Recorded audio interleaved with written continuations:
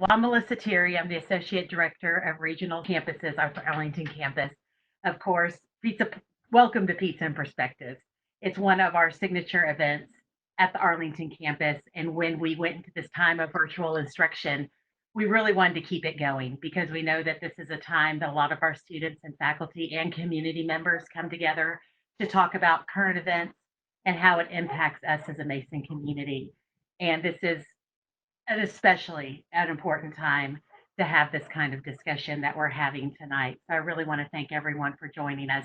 Even though a pizza and perspectives, is not available to us virtually, I hope some of you, here's my empty plate, already ate mine, but, um, but please enjoy yourself during this time. We are going to run the format much like what we do at a traditional event on campus, where we have a moderator and our panelists, and they'll go through and have some discussion. And then we'll open it up at the end for questions from our virtual online audience.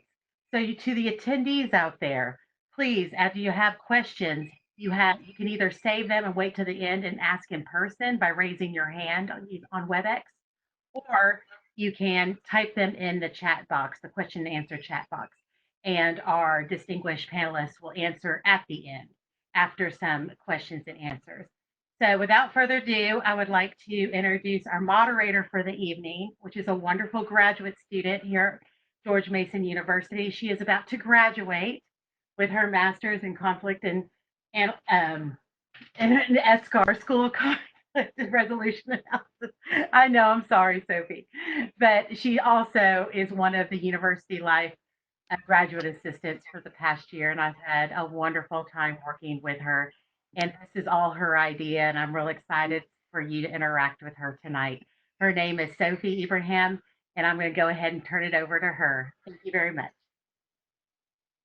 Thanks, Melissa. Hey, everyone. Again, super excited that we're all here. I just want to be respectful of our times and just sort of dive into our questions and sort of diving into the program itself. So thank you again so much for being here. I think I wanted to start by sort of saying your bios, and then I realized through a virtual screen, it's really hard to convey the incredible work you do. So I'm going to ask you to take like 2 to 3 minutes to sort of introduce yourself to the attendees and sort of share what you're working on right now, what you're working on with regards to COVID-19 and your expertise as well, if you don't mind. And we can start with Dr. Amir if you Sure. calling you out. Yeah. Yeah. All right. Thank you, Sophia, and congratulations on nearly completing your program. It's an interesting time for sure to be entering the job market. So best of luck there. Thank you. Yeah. So I'm a professor of global health and epidemiology. And now, thanks to COVID, everybody knows what epidemiology is, and I don't have to explain that. I've been working on emerging zoonotic diseases for nearly 20 years, and those are diseases that spill over from animals into human populations. I've got an ongoing grant to look at the emergence of MERS coronavirus. It's one of the coronaviruses that maybe some of you have heard of. It primarily affects populations in the Arabian Gulf and in other parts of the Middle East, although there have been a number of outbreaks outside of that area, including a large one in South Korea and some exported cases in a handful of countries or more than that around the world. What we're trying to do with the MERS coronavirus study is to understand what are the predictors of when viruses spill over into human populations. We've had our team together for nearly 6 years, and the funding came in about 3 years ago or so. The other things that I work on right now include a lot of COVID-19 virus work, and I'm happy to go into detail about that. We're looking at the best ways to expand testing and what should the reopening of the economy look like. We're also looking at what are some of the unanswered questions about serology and immunity and disease severity. So I'm happy to answer questions about that, and I'm really excited to learn from the other panelists here. It's not every day that I get to be on a panel with folks from other sectors. So thank you for inviting me. Thank you for being here. I think I'm going to go ahead to call out Dr. Meyer to sort of give us this quick spiel.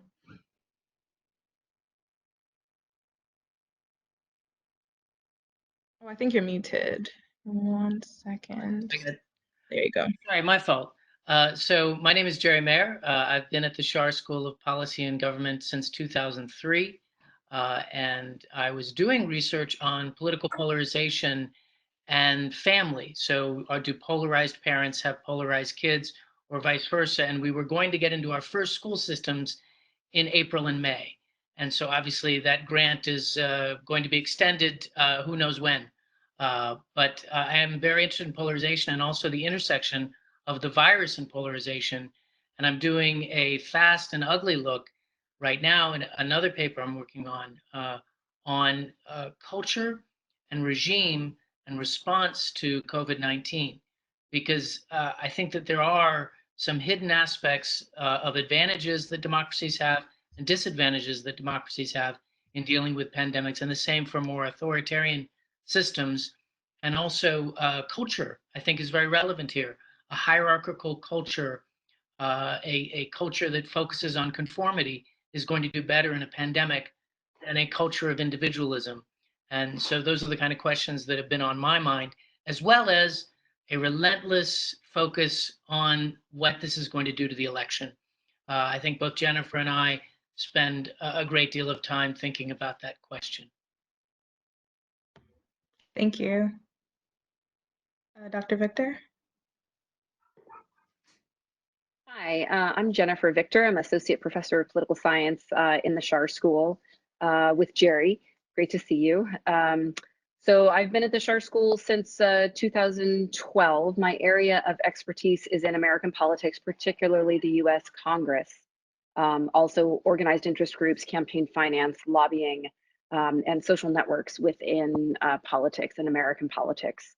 I'm working on a book project right now that's focused on the conditions under which opposite partisans, so Republicans and Democrats in the US Congress, will collaborate and work together on policy solutions, focusing on the various types of networks and social networks and collaborative working networks that they form between them, and the ways in which those either exacerbate or alleviate some of the forces of polarization between them. I'm also right now teaching a Government 490, which is the senior seminar for undergraduates on partisan polarization, where we've changed some of the focus in the class to bring up some of these issues of COVID-19.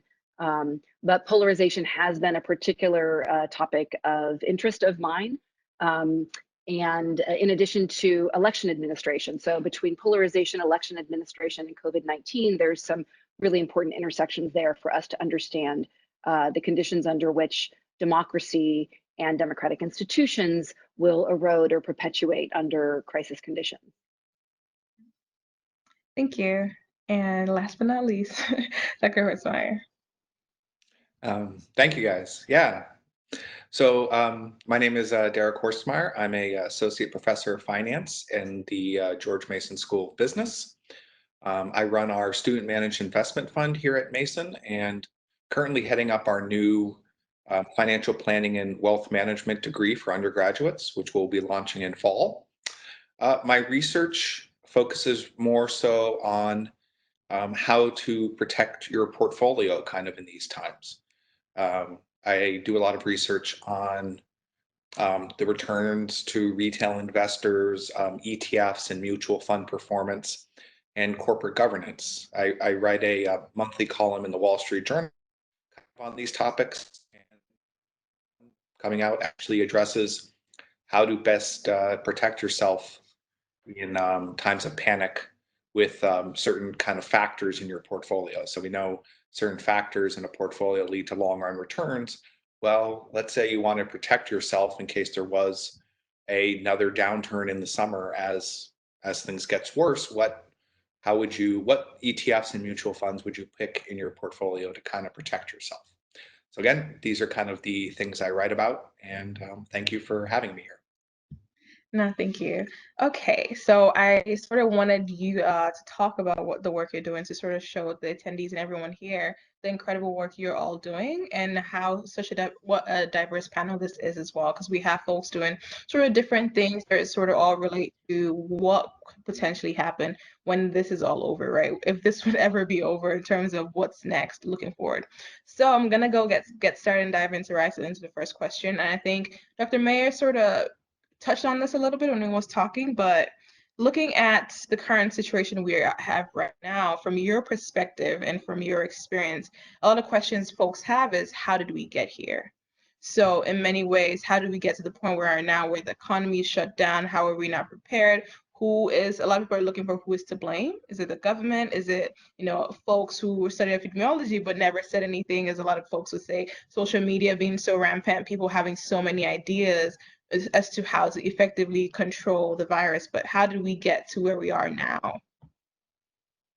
And this is open to everyone, so you can just go ahead and unmute yourself if you want an answer. So I would say one of the things that happened here is that the thing that Jennifer and I are studying, polarization, made this worse. And it made it worse because some of the people didn't believe the early warnings. We have a divided, polarized media to go along with divided political elites. And if this virus had hit at any other time in the last 100 years, there wouldn't have been this vast divide in all the way up to mid-March between Democrats and Republicans, between how serious this is. So everything, even neutral, objective scientific data that enters into our mainstream political discourse, is immediately polarizing. And it's really, really sad for another reason, because I'm asked again and again, hey, when will this polarization end? What type of situation could polarization end with? And I used to say, well, a great national challenge, something really serious like a 9/11 could bring us together and heal us, maybe.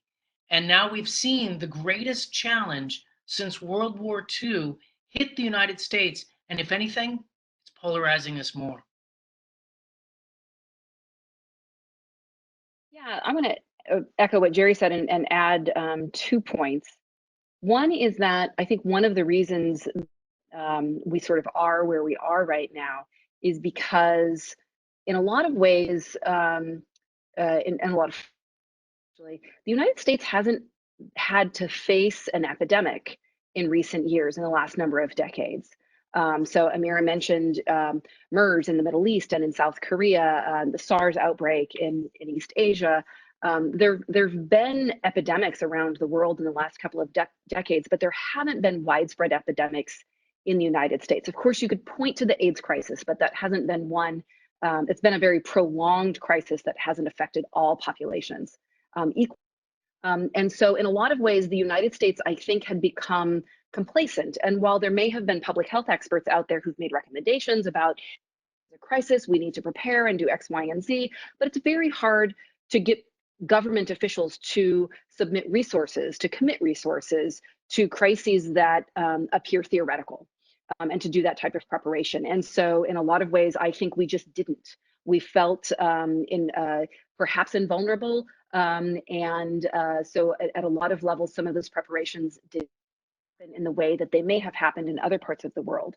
And so secondarily, I think the other thing that I would add is that unfortunately, we've had a fair amount of dismantling of public resources at the federal government level in the Trump administration, particularly with respect to pandemic response, and the discrediting of science and the discrediting of federal government resources to prepare for a crisis of this type has most certainly made it worse and has made the response worse and has put much more of the burden of the response on state and local governments, which in a way is perhaps where the appropriate burden should be placed anyway. But the lack of coordination that we've seen and the mistakes in coordination that we've seen from the federal government have certainly hastened the crisis, both medically and economically.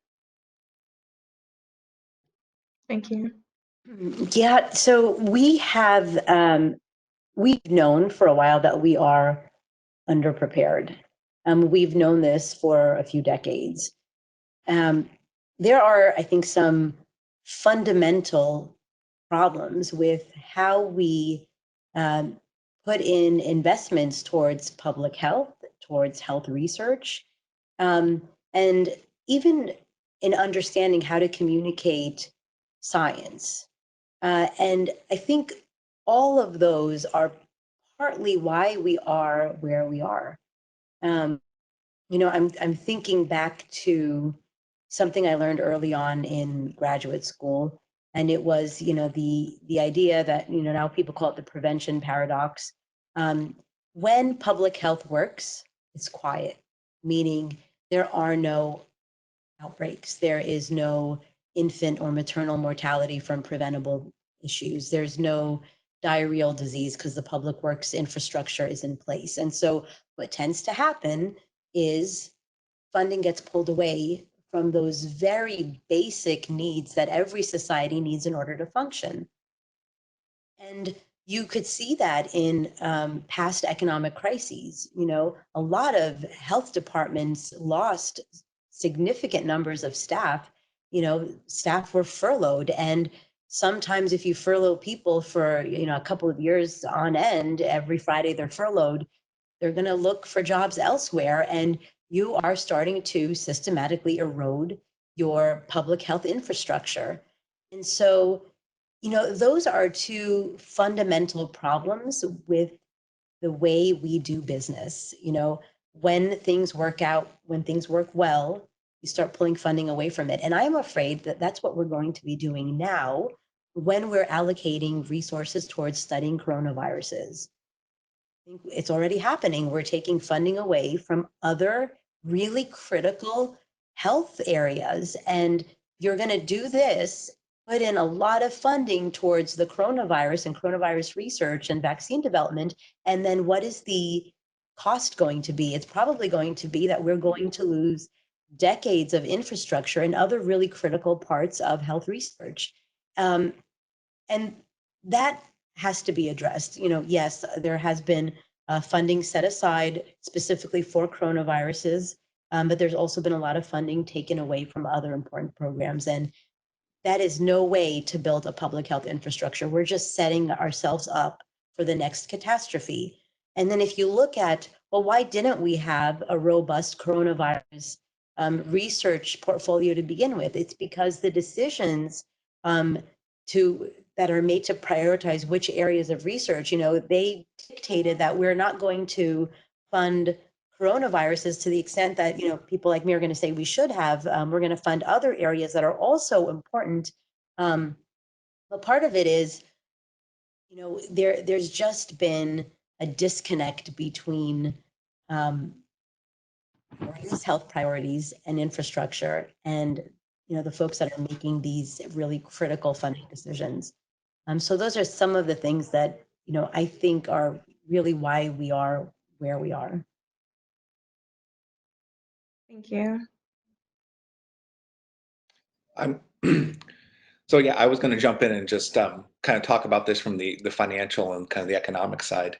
And I completely agree with the panelists that obviously this was a disjointed effort based on polarization and a whole other host of factors that really, led to a seriously, kind of muted response at the beginning and a lot else.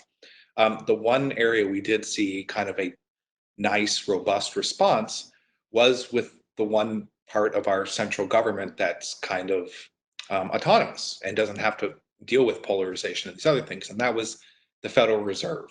The Federal Reserve was kind of the one, in my opinion, kind of actor here that really stepped in and really did everything they could to, make sure that this situation that we faced in March in our markets turned into kind of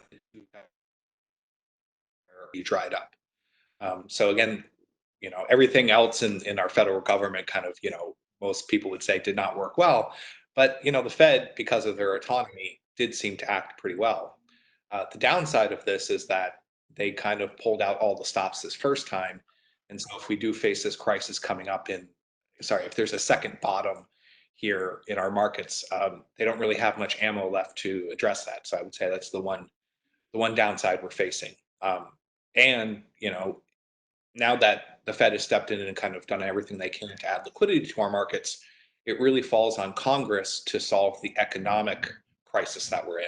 We're not in a financial crisis, we're in an economic crisis, and Congress needs to solve that. So based on how much faith you have in Congress solving this, it's not a pretty thing to look forward to. Thank you. So just to move on to another question, I think Dr. Osmeyer just actually touched on it. It's a great segue, thank you.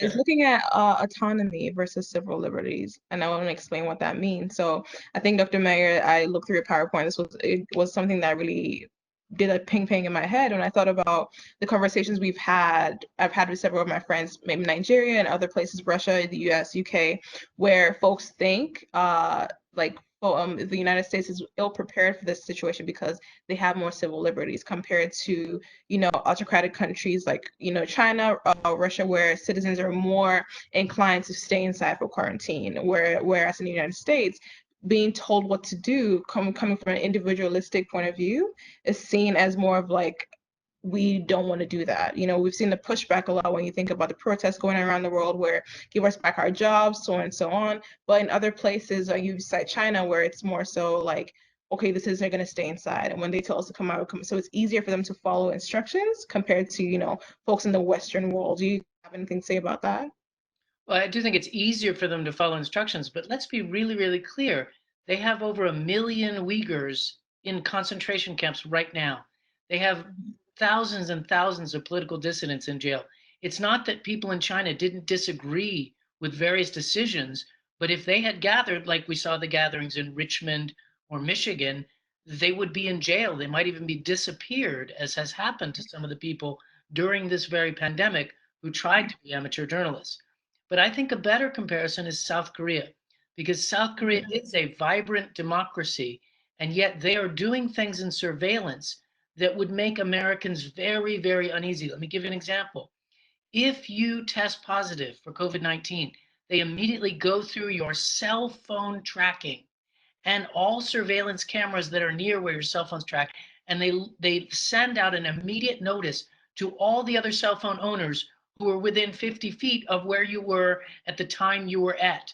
And they describe you. They give your occupation, your age, your gender, and they say a person of this description working at this location on this day has tested positive. If you came into contact with them, immediately self-quarantine and get tested.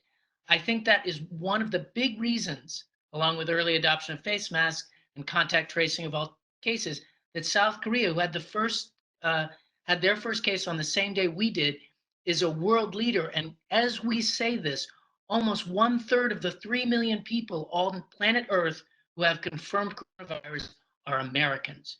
And we would be much better off if we were led by the woman who's leading South Korea and we had the kind of infrastructure that they had, because, as Amira said, they had an experience with an outbreak and they knew what to expect.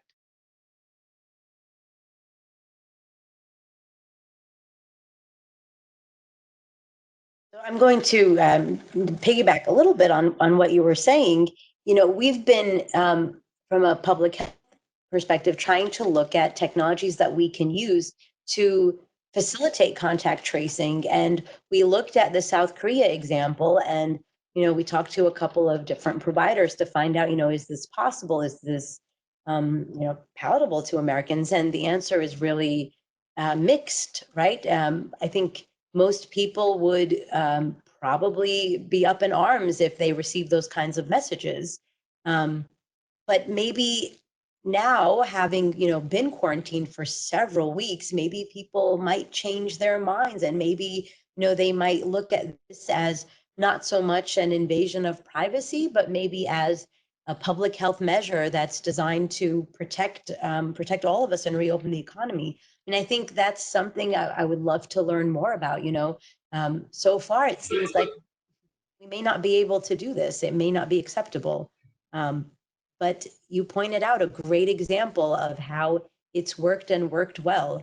And we don't have the number of individuals who are ready and trained to be contact tracers, and we don't have the resources to train and hire a whole army of people to work for health departments and to facilitate contact tracing, we really do need some sort of an electronic solution for this. And a lot of companies are working on it, but we're going to need to, think about how our social norms can be, or how we're going to, adopt to this new reality.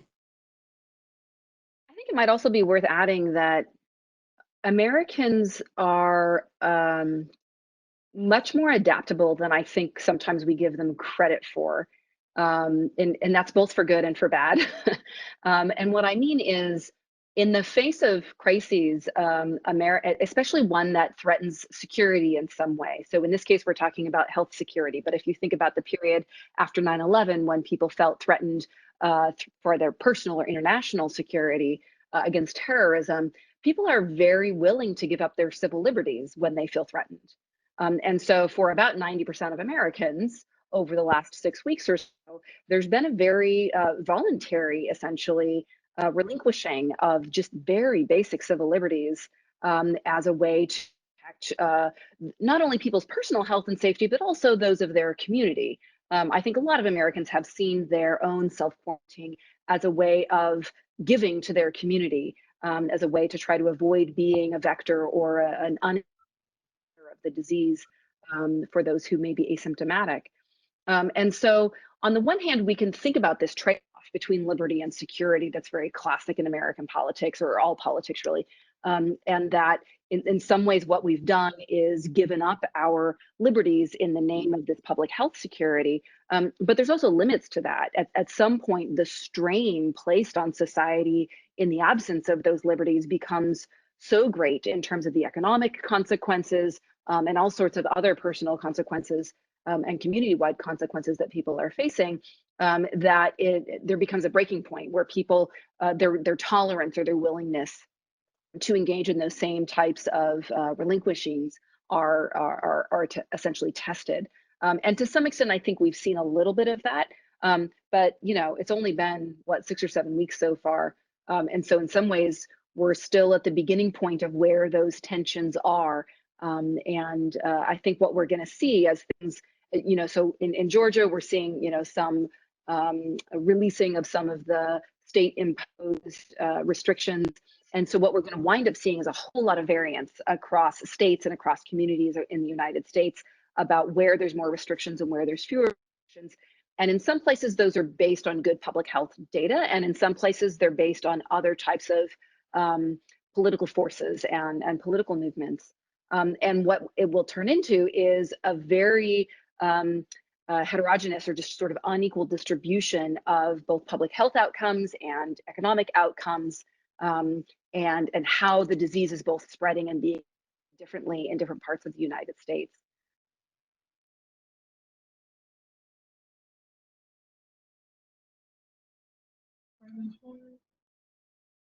Okay, I'm going to move on to the next question. And I think this is going to be talking about opening and the current climate and discussion about when states open and what opening looks like. And so I wanted to get your thoughts. And many countries and states such as Georgia have decided to open their societies back to, some sort of normalcy.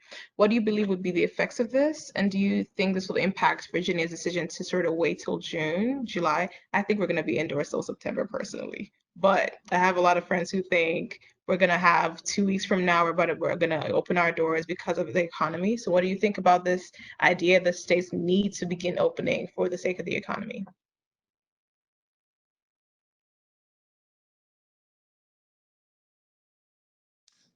Sure, I can jump in and kind of get the ball rolling on this one. It's I think there's arguments on both sides here. I can see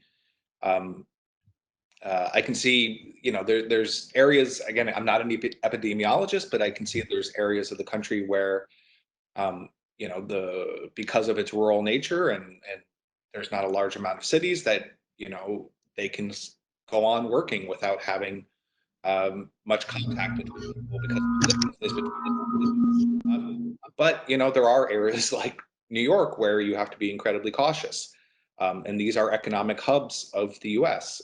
I think one thing that most people have to realize is consumer confidence, confidence and in our economy, confident of just being safe when you go out is an extremely important factor in GDP and people spending. So even if we open up these economies, especially like New York, Chicago, DC here, people are not going to, until you figure out a way to restore consumer confidence that you are safe going and spending discretionary income, you're just not going to see it, even if you completely open up the place. So, you know, there's rural areas of the country can open up and probably will, you know, get back to something close to normal. But cities, by and large, until you restore consumer confidence that you can go out and safely go to restaurants, go to movie theaters, you know, spend any, you know, the significant amount of your savings, we're not going to see GDP rebound, and we won't see the stock market fully rebound. So.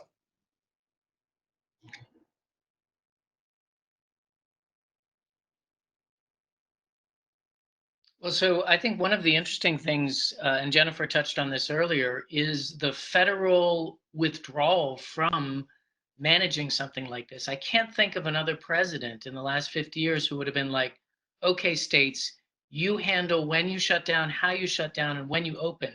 Woodrow Wilson did that in the Spanish flu, but the capacity of the federal government to have information and to share information and to come up with at least guidance and policy has grown so much. And so the way that Trump handled this has been, in my opinion, a disaster. And that's not just about opening and closing, but across almost every aspect of management. But let's look at the closing because opening, I'm sorry, because I think there may be political gold in there for him. Because what he did is he said, all right, you guys are in charge. And then he asserted, I have absolute authority to decide when we reopen. Then there's a lot of criticism. And he says, okay, then you're in charge. And that's a beautiful place to be for a guy who doesn't do management very well. Because now, if it goes badly in Georgia or anywhere else that reopens, he says, I didn't do that. I warned them it'd be bad. And if it goes well in Georgia or some other state, he'll say, see, I was right all along. We could have opened early in all those other wussy states. So he's really insulated himself. He's really good at dodging blame. He's terrible at running a country, terrible at policy. But in terms of avoiding blame, he may be the history's greatest turd polisher. You know, there's an old Southern statement that you can't polish a turd no matter how hard you try. Well, Donald Trump may prove that saying wrong.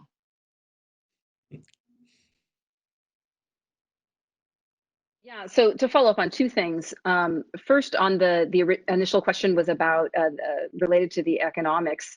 And one of the things that I think, and sort of the decentralization of the government responses to this in a lot of ways is, again, it will exacerbate the inequality. So I was talking before about inequalities in terms of public health responses, but it's also going to wind up creating much greater economic inequalities. And so inequality is one of the key factors that we look at for contributing to political polarization.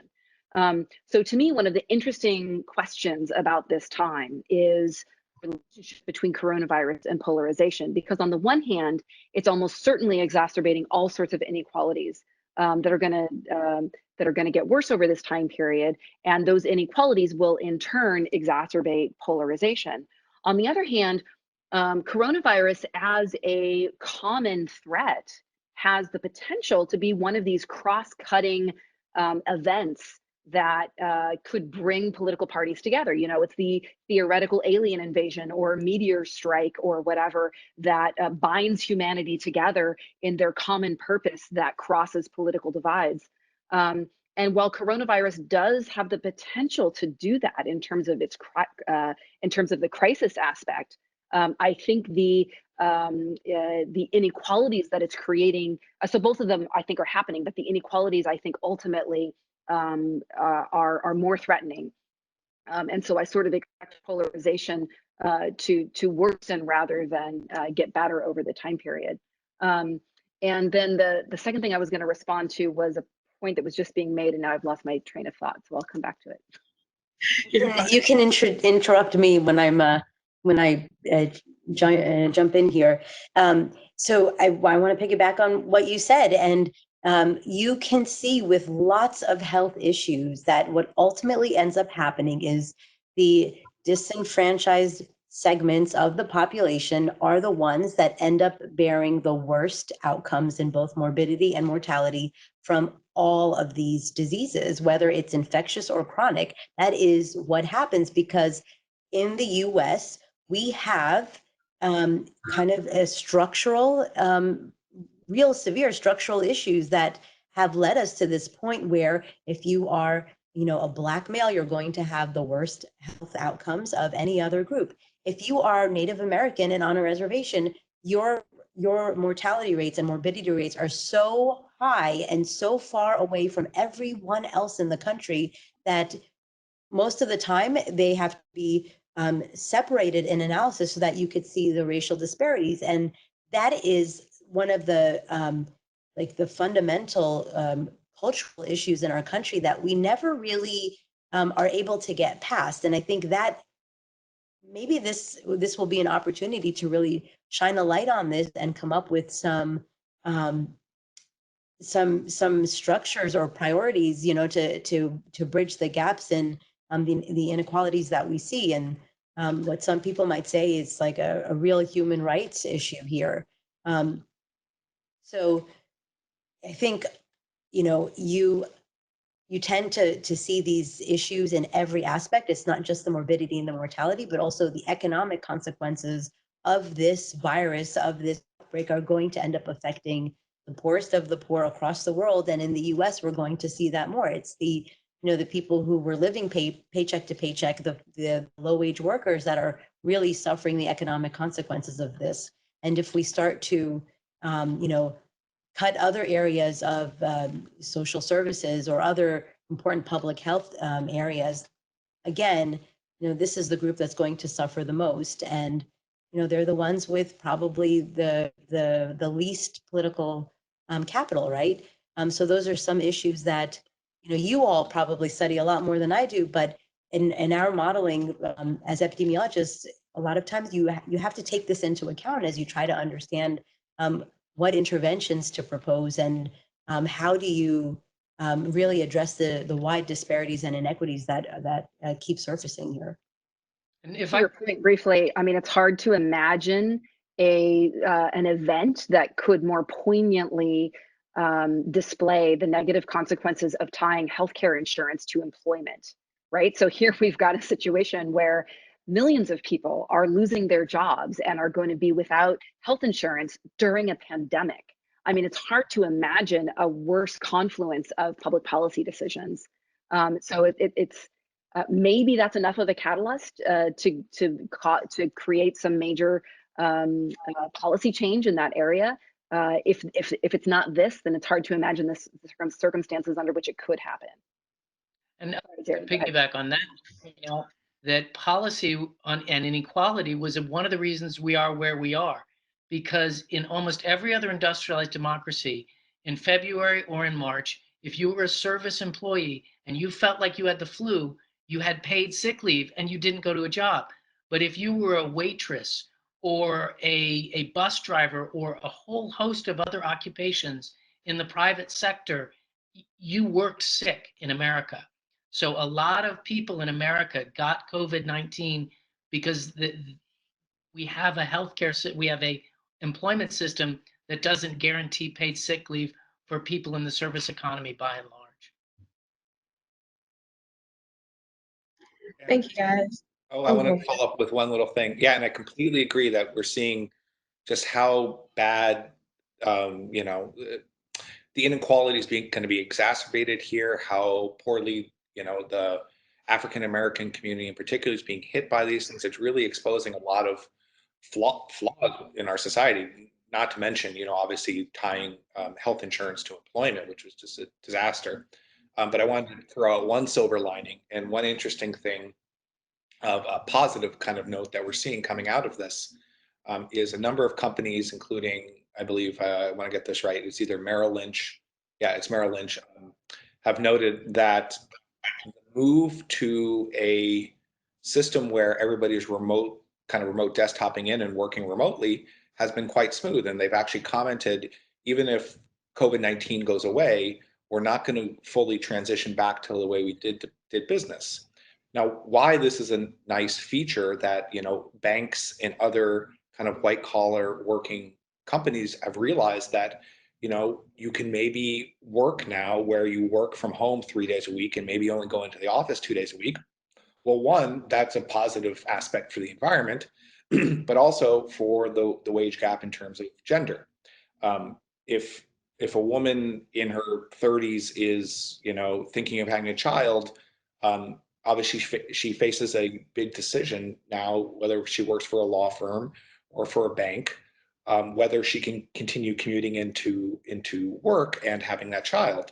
But if you're allowed to work 3 or 4 days a week from home, this leads to the upward mobility in women in a lot easier fashion, right? So I think there are these nice outcomes coming out of this, which are changing the way we kind of do work, and that's going to lead to probably closing the pay gap, if anything. Thank you. Okay, so I'm glad. Can I just add on that a little bit, because I have to say that I'm a little bit skeptical. I mean, maybe you might be totally right about that. And if that's the way it goes, like, that would be a positive thing. But I can also see a situation where we learn that, you know, there's a lot of all of this working at home, and a lot of people are learning a lot of things. And one of the things that's happening in some situations is there's sort of a doubling down on traditional gender roles, where now professional women, who, instead of going to the office to do their work, where they're not now cooking and caring for children, are now at home, where they're expected to do their professional work and cook and care for children. And it could actually wind up having, I think, to some extent, the perverse opposite effect, in terms of advancing women in the wage gap. I mean, I think we just don't know yet. I mean, I think it could go either way, but it gets mixed up with other issues having to do with healthcare and childcare and so forth.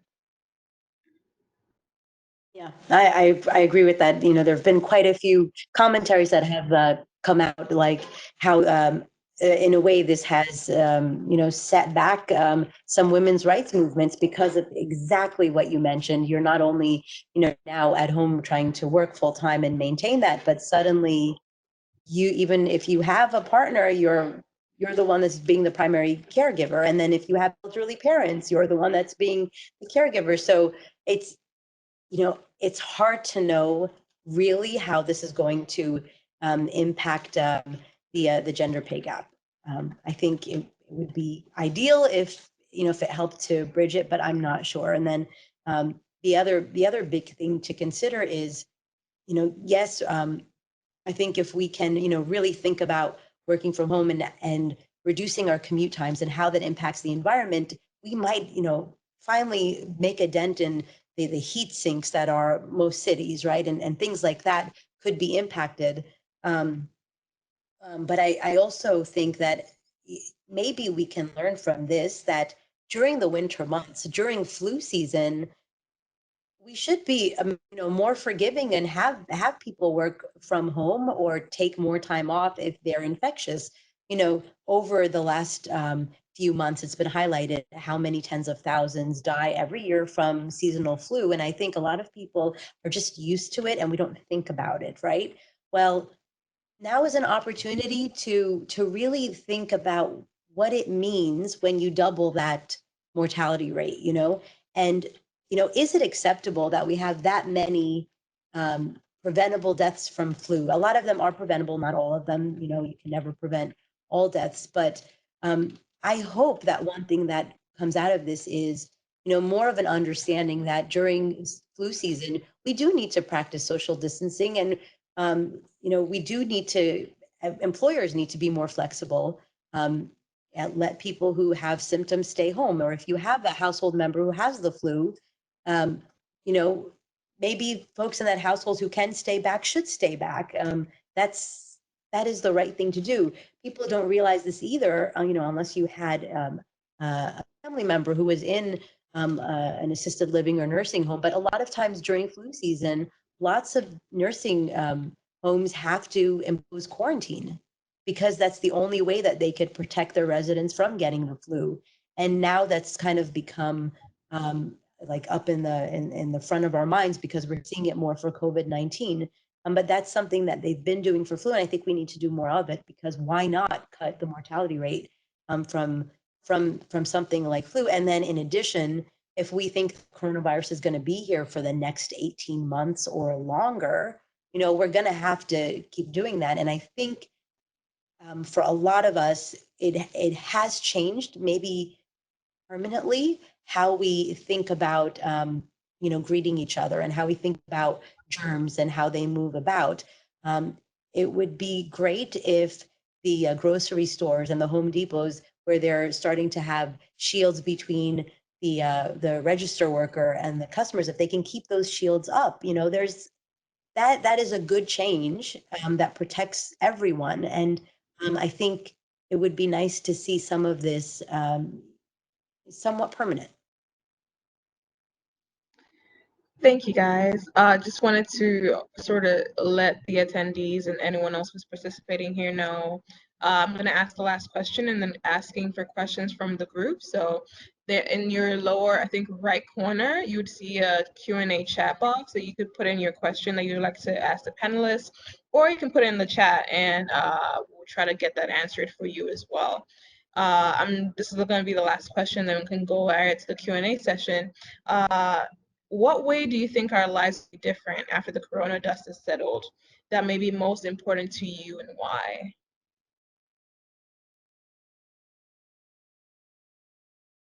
I want to start that one off. Of course, there's an incredible amount of uncertainty, which is one of the main things causing a lot of stress for a lot of people right now. And so in a lot of ways, it's sort of an impossible question to answer. On the other hand, one of the things I spend a lot of time thinking about is elections. And so we had a primary election in Wisconsin a couple of weeks ago. So we're starting to get a little bit of experience of what running a democracy during a pandemic is like. And knowing that this pandemic is going to be with us for some time, I mean, we're looking at least a year or two, at least of some kind of different world that we all live in here.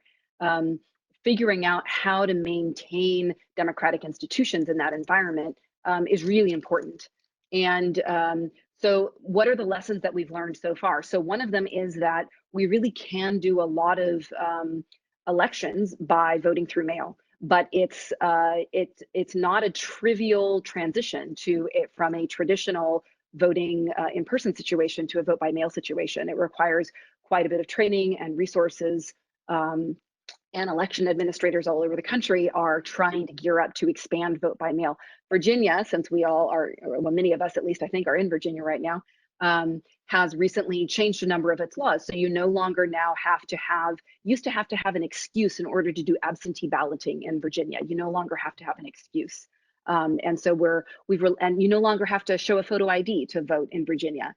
These are some of the recent changes in electoral law that are going to really make it easier for people to vote in Virginia in terms of expanding the electorate. And so helping states, and the other thing is running elections is not a federal government job. We think of over the last couple of decades, we've had this huge nationalization of politics where between the media and what the president does, it's everything about politics is national news and it's a national event. But elections in particularly, and your community's coronavirus response in particularly, is very much a local event. And elections are administered at the local level.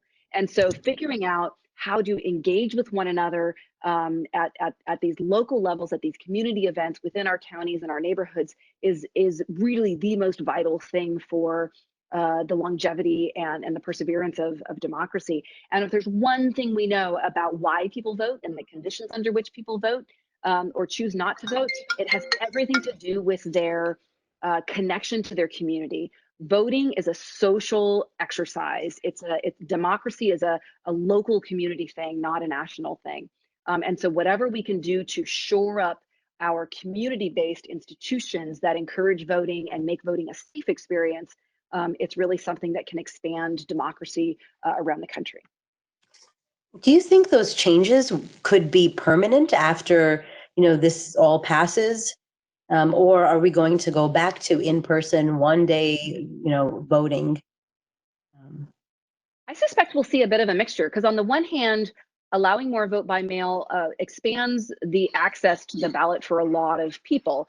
If you are a person who isn't particularly mobile, or if you have disabilities, or if you're older, or if you work, or I mean, there's lots of reasons you may not, it may be inconvenient or difficult for you to vote in person. And so by expanding or making it easier for a lot of people to vote without going in person, then that will expand the vote. On the other hand, as I was saying, voting is very much a social activity. There's something about going to your local school or whatever, wherever it is you go to vote, and seeing your neighbors and interacting with the poll workers and casting your ballot and bringing your child with you and whatever it is. There's something about that whole experience that makes it real, that makes it the thing that you are doing to contribute to your community. And so that really is an important part. And that's one of the things that we saw in Wisconsin a couple of weeks ago. People were scared, and we've already had evidence of 20 or so cases of people who apparently got infected while they were voting in Wisconsin. But the voter turnout was also huge.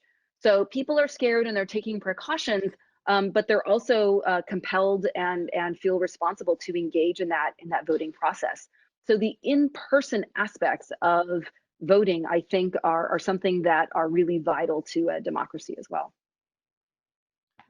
I'd like to say that I hope that we come out of this with a renewed sense of the importance of good government, that there's been a promulgated myth, particularly from Republicans, that government can't do anything right and only the private sector can do good things. And I've had that argument so many times on social media and with students, and you can offer evidence from the past, but there's nothing like experience. And we've seen that it matters who your governor is. And if you look at a comparative context, again, South Korea and some other nations have done very well. Taiwan's another great example. So it matters who your governor is, whether he or she listens to expertise.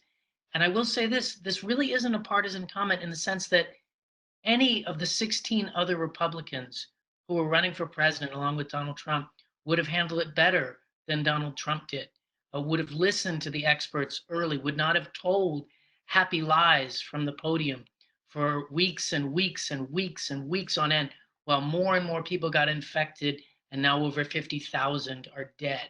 So I hope we as a nation come out of this aware that electing a reality TV star who doesn't read, who doesn't listen to experts, who doesn't take the job seriously is a terrible thing at any level of government.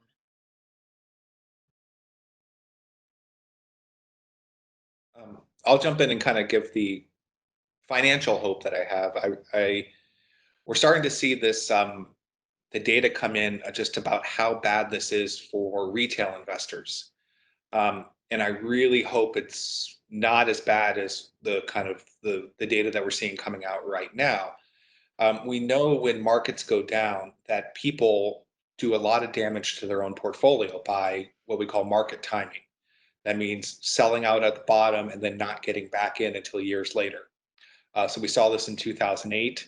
A lot of people sold at the end of 2008 after the markets had already crashed, which is exactly the opposite of what you want to do. You want to buy low and sell high, not buy high and sell low.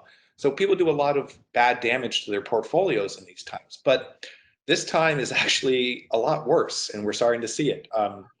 We have a lot of people that are sitting at home, and I'm thinking particularly, people in white collar jobs that used to have outlets for their risk taking behavior, whether it was gambling on sports or just playing sports with friends or going out to the bar or any of these things. And now they don't have outlets for that. And they have access like they've never had access to before to what we call zero cost trading platforms. And even though it looks like you're paying zero cost to trade, you're actually, paying through other ways, through what we call bid-ask spread. So we're seeing the data coming out where white collar people who are sitting at home are losing mass amounts of money in the futures market and the options market, usually reserved for institutions. But for the first time ever, retail investors or regular investors now have access to this.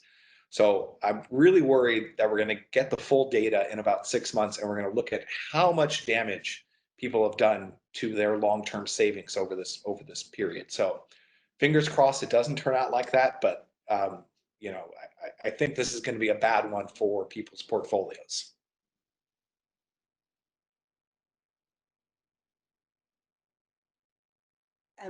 I think from a public health perspective, what I hope happens is you'll see more of an appreciation for how important public health infrastructure is. And there may be, at least in the near term, investment in having adequate surveillance systems, and maybe there'll be a spike in innovations and technology to really boost things like contact tracing and like some of the functions of a public health system. I'm hopeful for that, and of course, we'll see an increase in basic science around coronavirus epidemiology, which is important. It would also be, great to see, some real strategic long-term investments in the U.S.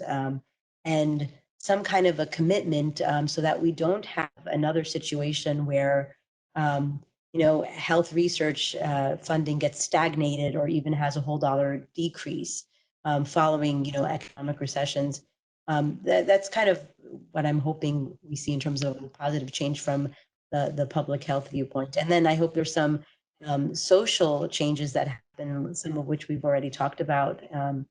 Maybe people will start wearing masks during flu season, not just to protect themselves, but to protect others. And that's what you see in a lot of Asian countries. It's not, like all about protecting yourself from getting the flu, but it's about protecting others because you're starting to feel sick and you don't want to transmit it to other people. So those are some of the behavioral changes that I'm hoping we see becoming more normal.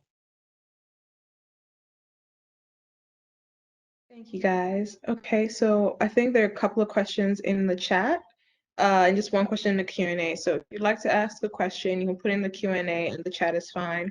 I think the first question is from Heather Rosso. I hope I pronounced that right. And she's asking, how do you see the social effects of COVID affecting state dynamics, unity, and state-nation relationships moving forward?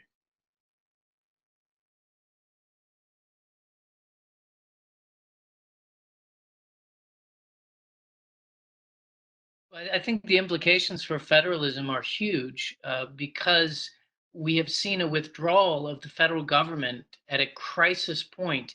And one of the things that's happened since, say, FDR is the growing expectation among the American population that when there's a disaster or crisis, we look to Washington first. That wasn't always true.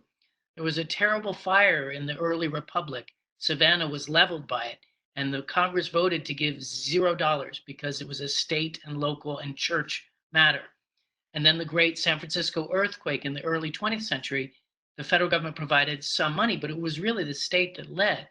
In the 30s and on to today, it's been the assumption that the federal government will be the bank and the leader for all response. This is a direct challenge to that. What Donald Trump is doing goes against that tide quite strongly. Now, I don't know if he's making an educated decision based on a principled vision of federalism or if it's just incompetence.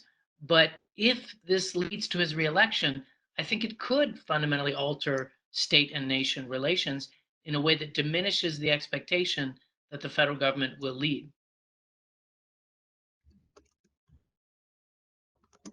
Yeah, I want to build on that. I agree with Jerry. One of the things that I've been thinking about kind of sadly is if you think about it, this is the second United States. The first United States, like our government 1.0, was the government that we created under the Articles of Confederation between 1781 and 1789. The one we have now is the one under the US Constitution. It's government 2.0. But government 1.0 that we had for the first 10 years or so after the Revolutionary War failed because the federal government wasn't strong enough, right? So they couldn't raise collective armies. They couldn't raise collective taxes. There was no common currency. It was this massive failure of coordination where the states wanted, or the colonies, whatever they were called at the time, wanted to keep all of the power because they were afraid of a strong central power. They fought a bloody revolutionary war to get rid of a king, and they wanted to make sure not to accidentally recreate a monarchy. And that fear of a strong central power meant that they kept too much power within the states and had a failed state, essentially, because of the lack of central power. And they fixed some of those problems. They made a bunch of compromises, some of which were terrible in drafting the Constitution, but they created a stronger central power. And to Jerry's point, what we're seeing now, even though throughout the 20th century we had this great consolidation of power in the presidency, we've got this weird situation now where there's still this incredible consolidation of power in the presidency, but we're also seeing this this dissemination of power from the federal government to states. And I think Jerry said it right earlier, that what Trump is trying to do, what President Trump is doing, is sort of a charlatan's media trick where he can, and in reality, presidents always do this. This is not just on Trump, but presidents always try to take credit for things that are going well and disperse blame for things that aren't going well. That's not new. But the particular way of using the media that Trump does to both place it on states to do this, but then take credit for the things that the federal government is doing well, we're seeing a lot of. But the federal government in function, in reality, really is abdicating a lot of responsibilities to states that over the last century, we would have normally seen the federal government take on through the CDC and so forth, in ways that have been truly surprising and frankly remind me of the times under the Articles of government. yeah. Articles of Confederation. Thank you, brain fart there.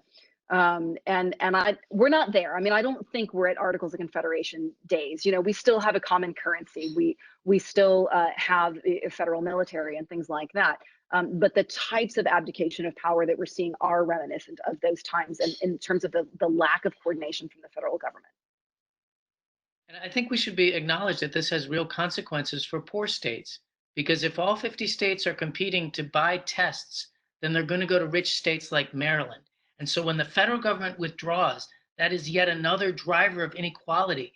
And yet so many supporters of this states' rights, weak federalism are living in poor red states and are going to have worse health outcomes in this pandemic and in many, many other things.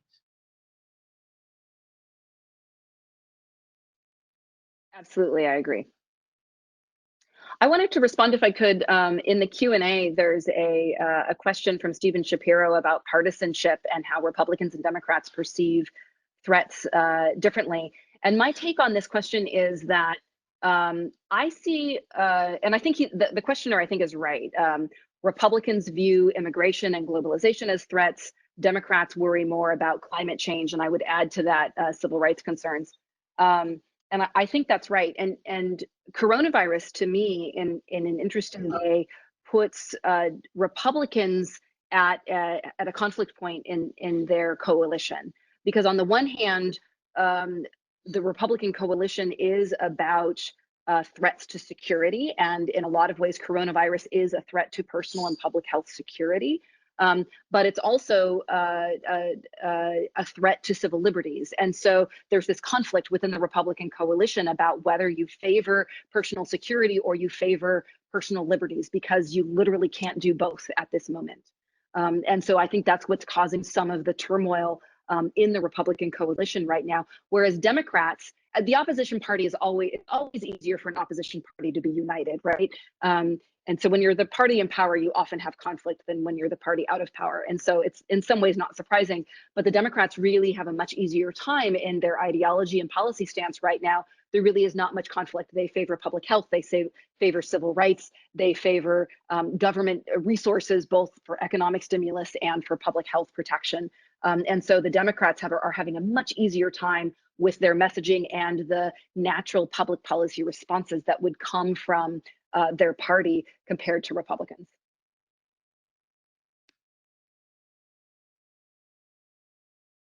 Thank you, Dr. Victor. I see a really long question from Karen here. I want to make sure I sort of get a quick idea of what she's asking. Dr. Ruiz, you expressed that you hope that some social distancing measures, such as plastic shields, become more permanent. I'm wondering if there might be other negative side effects of permanently implementing these changes, thinking about older citizens and small interactions with grocery stores. Let me see if I can get the main question. Okay. What could we do to mitigate those negative effects in the long run? It seems to her that health experts were already lamenting the negative mental and physical effects of extended periods of time on social networking software. Is it realistic to expect social distancing to change, to pivot to greater digital connection when social networking has proven negative effects on mental health? A quick summary of that, yeah. Yeah, so we have definitely seen an increase in, for example, 896% increase in calls to the one of the national mental health hotlines. So there are some real negative mental health effects from the social isolation that's happening now, with people having to stay home for long periods of time. I think some things, like those shields in grocery stores, wearing masks more often, especially when you're not feeling well. I think those are the changes that I am hoping, could become more permanent. I think the other thing that is slowly happening is you're seeing a little bit of rebuilding neighborhood communities, and we've been reading some case studies about how some neighborhoods have groups that come together and check up on their elderly neighbors and deliver food. And that's been, it's been great to read up on that.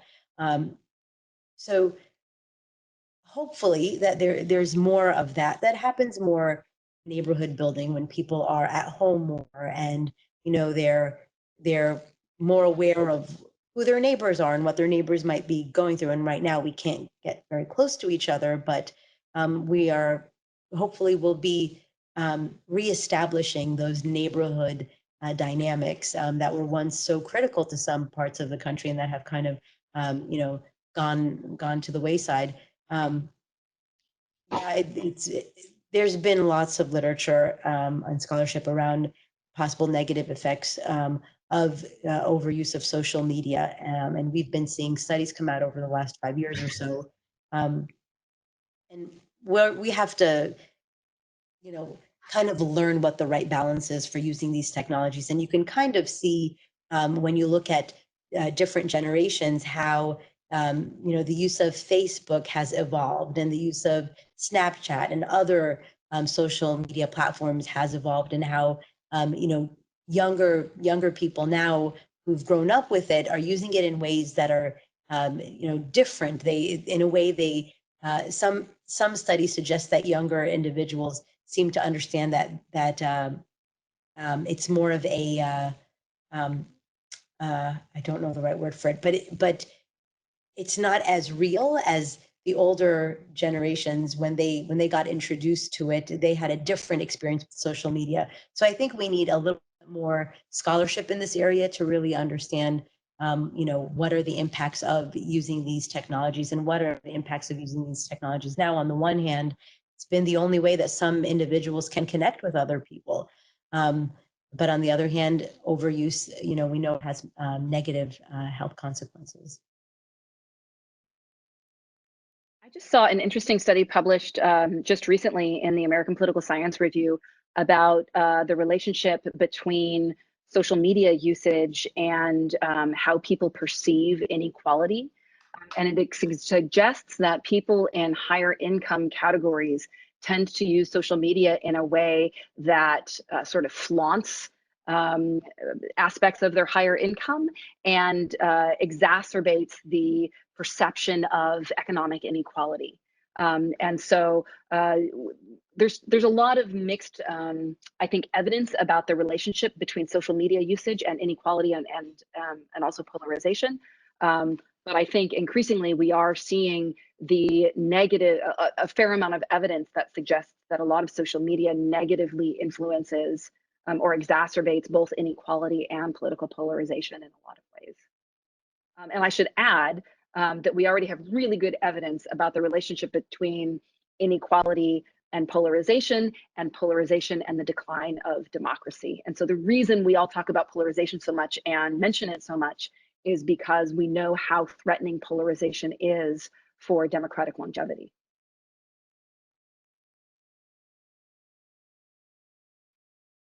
There's a question in the chat here about undocumented immigrants during this outbreak. And Graham is saying he has not seen a lot of news outlets covering this topic. So, right, at some of the clinics that we're working with to try to expand testing, this is an ongoing problem. In Virginia, testing is slowly becoming available, but you do have to pay for it. And it's not as simple as if you're insured, it's covered, because some insurers won't cover it. And there's a lot of back and forth about this. And so, of course, that's going to mean that disenfranchised populations are not going to have access to tests if they have to pay $50 to $60 per test. Undocumented immigrants may not want to self-report that they have symptoms, because it was already a very anti-immigrant climate. And if you report that you have a test, that you have symptoms, and then you get tested, you're going to be worried that, if you do come back positive, someone could come and take you away. And of course, that's not supposed to happen. And there's supposed to be protections in place for that, but it's a legitimate fear. So unfortunately, a lot of undocumented workers or immigrants, are probably going to have a lot of negative health consequences for this virus, and are not going to access care the way that it's recommended for them. There's another question here about, there's a lot of push for home testing. Do you see any negative developments coming from this? Well, one big problem that we're having with testing is that, we're still somewhat early in the development of tests, and the measures that we use, sensitivity, specificity, to see how good a test is, they're coming back and kind of highlighting that we still have some gaps in testing, and there's quite a few individuals that have to be presumed to have COVID-19, even if their tests come back negative, because of their symptoms, because of their exposures and things like that. So the negative issues with the testing is when you're using a test that's not, that doesn't have a high sensitivity or specificity. Sometimes you still need to have a clinician make a presumptive diagnosis, regardless of what the test tells you. We use at-home testing for quite a few things. And the way they usually work is you send a sample to the laboratory, and the laboratory has to run it, and then they send you and your healthcare provider the results. And so, by doing that, you just give more people access to testing. And outside of the sensitivity and specificity issue, a lot of times I don't really see negative implications of having these at-home tests. It's not like a pregnancy test where you see the results at home, although there are some test kits that are trying to do that. They're trying to have you test yourself at home and you see the results immediately at home. But the most of the time, the tests, they don't provide you with a rapid test result at home. But we're still, again, in the early stages of this, and there's a lot that we still have to work out.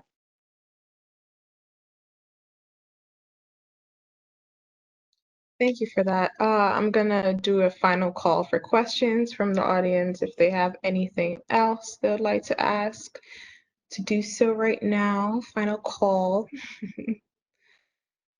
Let's see. Just give them a second. If there's no one, so we might as well, if we might finish early or not. Oh, I do have a question. I feel like we're tired of hearing my voice, which is okay.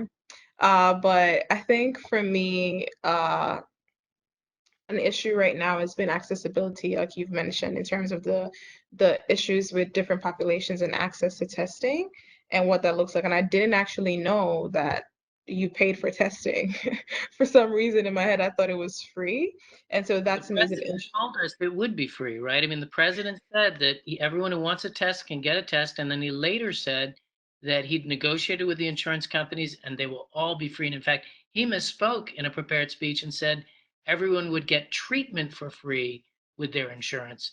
And so there's been, if you're confused, you have a right to be, because the person who's supposed to get this right got it wrong over and over again. Right. Oh, we do have a question. Look at that. Sandra's asking, can you summarize 3 reasons why we have so much higher COVID infestation than the rest of the world? Well, let me, COVID outcomes here. since I've been the most critical, I'll take a short attack on that. And one is, if you look per Testing, capita, testing. we're not doing as badly as some countries are. We're not where we should be, but we're not in the top 5 per capita in terms of corona. We may get there yet, but we're not there. Why did we do so badly? One reason more than any other is the quality of the leadership.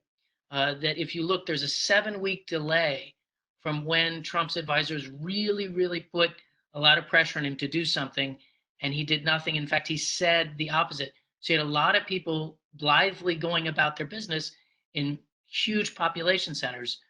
So that would be, I'll take one of them and I'll leave my co-panelists to figure out the other 2.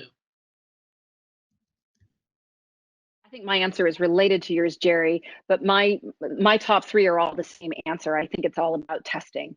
So I put in the chat testing, because I think the US lost critical time because of missteps at CDC, because of the leadership issues that you've noted, and just the lack of coordination that we got from the federal government, that we just, even in comparisons that we've seen between like Kentucky and Tennessee or New Jersey, differences between states, or compare California and New York, about when they locked down, when they started testing, and how they've been able to deploy their testing.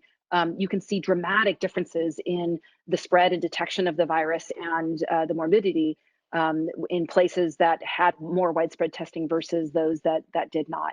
And so the failures that we've had in ramping up testing and producing accurate tests, I've seen lots of reports that we may have as much of a as high as 20% false positive rate with some tests.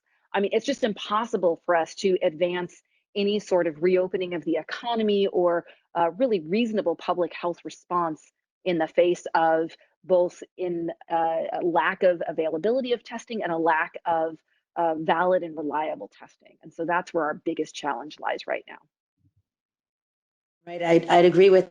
There was a lot of movement happening early on in the epidemic, and now we understand that there was quite a lot of transmission happening before we even recognized that this was COVID-19. And some states closed down, has issued stay-at-home orders too late. It was too late. The transmission cycle was here. It was sustained. We didn't have enough test kits. We weren't testing enough, and the capacity at hospitals and the messages to healthcare providers, it was not out clearly enough. So those are probably some of the reasons why we had or we have a higher COVID infection number or rate than lots of other parts of the world.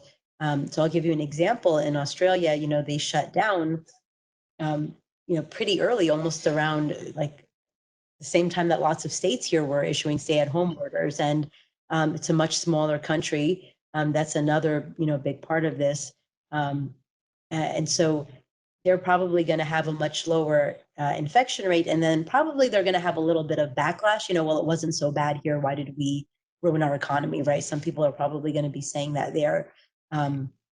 So the movement, the early transmission of testing, the lack of preparedness, all of those are important reasons why we have such a high infection rate. I'd give one more, and this is not my area of expertise, so but I do have a PhD, so I can talk about anything. But it seems to me that we're a hug and a handshake culture. And one of the things that happens in Taiwan, South Korea, Japan is there's not contact when you meet a stranger. And I think when people in the scientific profession study Spain and Italy, which have been hit so brutally, they're not a handshake and a hug culture. They're 3 kisses on the cheek.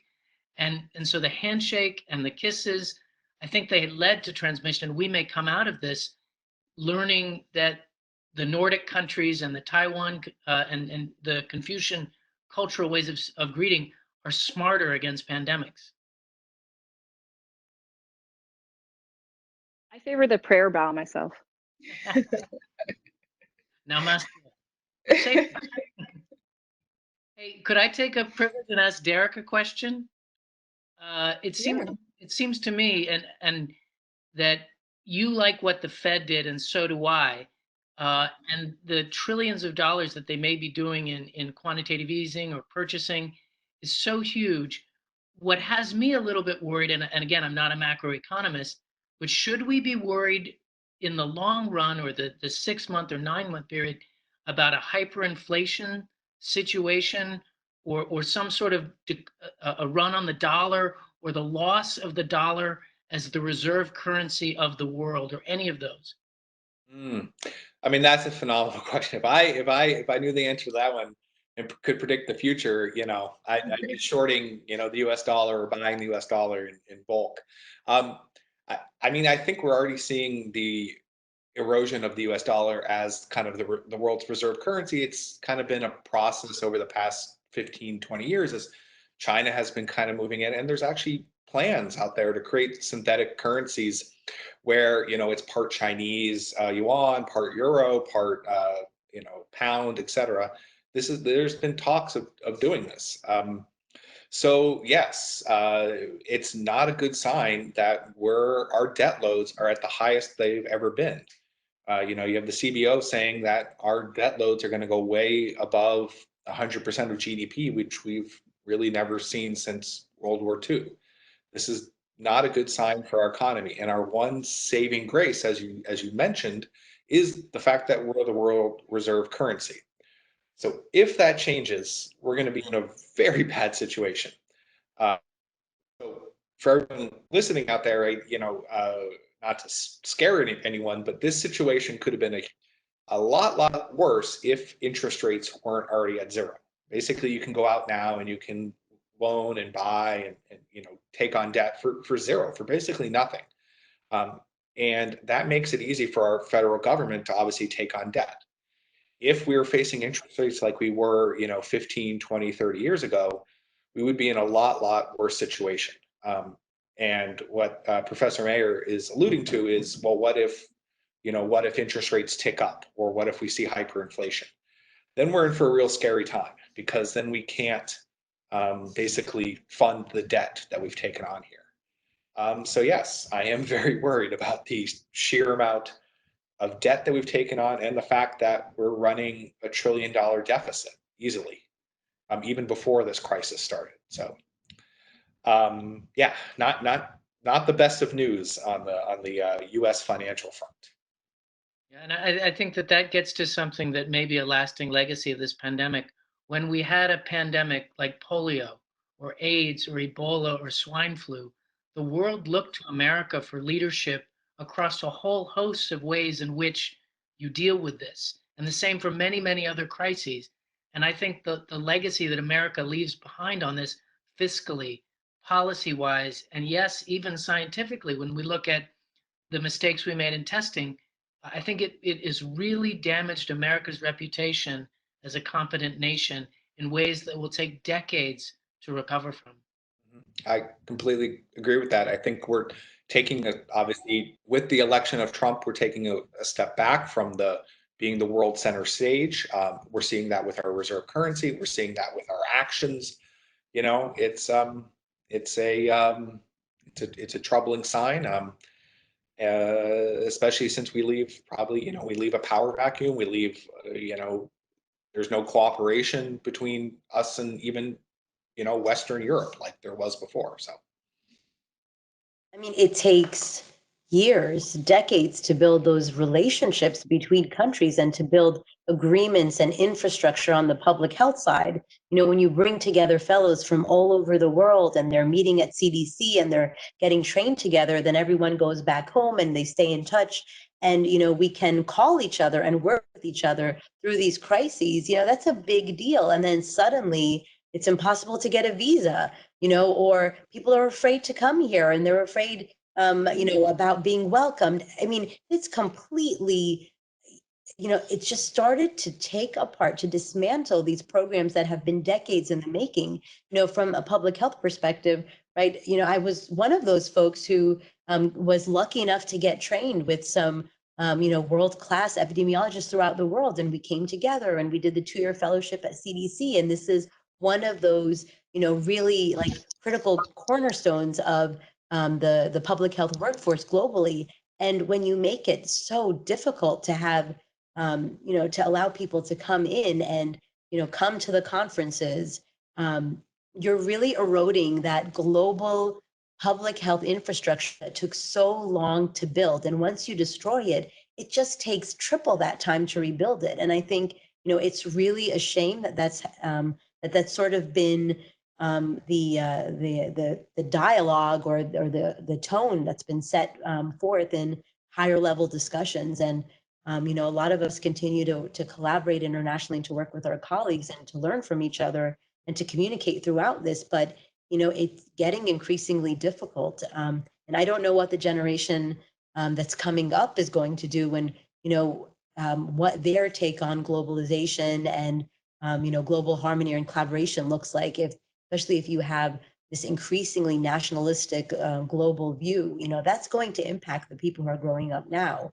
And nothing good is going to come out of this when you're trying to deal with viruses and pathogens that don't know borders, and you need more, not less, of that international cooperation. Yeah, I think we need to end it on a positive note. So I don't know how to do that. On a note, Americans have been doing things at home they've never done before. I made pizza crust for the first time. This is homemade pizza. For Hey. and I can't share it with anyone, but enjoy the visual. Delicious, Jerry. That looks really good. Thank you for that. Okay, thank you so much for helping out with this and for sharing your knowledge on this topic. This was extremely insightful. I, for one, learned so much about this. I came in here knowing very little and very terrified about what's happening around, but I sort of have a sense of calm right now in terms of the different ideas that are floating in my head. I'm going to hand it off to Sophie Gershin. She is also one of our coordinators at the University of Life Arlington office, and she would sort of close it out for us. Hey, Soph. Hi, everyone. My name is Sophie Gorshenin. As Sophie said, I'm the Programming and Administrative Coordinator for University Life Arlington. And I just wanted to say thank you to our panelists. This is our first virtual Pizza and Perspectives, and we really appreciate everyone making their own pizza for tonight. Speaking of, Zachary Smith is the winner of our Pizza and Perspectives contest, so congrats. And I also just wanted to highlight a few student resources. So Counseling and Psychological Services, Student Advocacy and Support Center are all virtual and are all available. Another resource I would like to highlight is our University Life Arlington website. We have great resources, all virtual resources that you can access. And just remember that we're all in this together and that we're here for you. So please do not hesitate to reach out if you need anything. Thanks, Soph. Thank you. Alrighty, we're gonna close this out. Thank you guys again so much for attending. We hope you have a really great day. Stay safe and stay indoors.